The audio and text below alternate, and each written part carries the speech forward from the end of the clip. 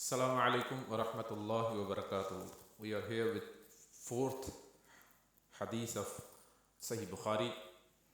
It is said, narrated Jabir bin Abdullah al-Ansari while talking about the period of pause in revelation, reporting the speech of Prophet while I was walking. All of a sudden I heard a voice from the sky.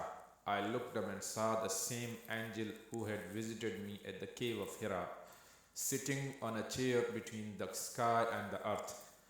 I got afraid of him and came back home and said, wrap me in blankets.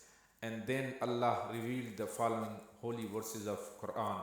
O you, i.e. Muhammad, wrapped up in garments, arise and warn the people against Allah's punishment, up to and desert the idols. After this, the revelation started coming strongly, frequently and regularly. Sahih Bukhari, hadith number 4, the book of revelation. آپ صلی اللہ علیہ وسلم نے وحی رک جانے کے زمانے کے حالات بیان فرماتے ہوئے کہا کہ ایک روز میں چلا جا رہا تھا کہ اچانک میں نے آسمان کی طرف سے ایک آواز سنی اور میں نے اپنا سر آسمان کی طرف اٹھایا. کیا دیکھتا ہوں کہ وہی فرشتہ جو میرے پاس غار حرا میں آیا تھا وہ آسمان اور زمین کے بیچ میں ایک کرسی پہ بیٹھا ہوا ہے. میں اس سے ڈر گیا اور گھر آنے پر میں نے پھر کمبل اوڑھنے کی خواہش ظاہر کی.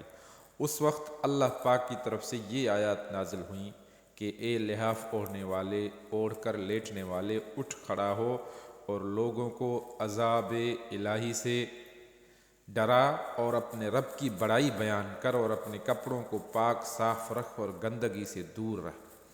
اس کے بعد وہی تیزی کے ساتھ پے در پہ آنے لگی. اس حدیث کو یحییٰ بن بکیر کے علاوہ لیث بن سعد سے، عبداللہ بن یوسف اور ابو صالح نے بھی روایت کیا ہے، اور عقیل کے علاوہ زہری سے حلال بن رواد نے بھی روایت کیا ہے.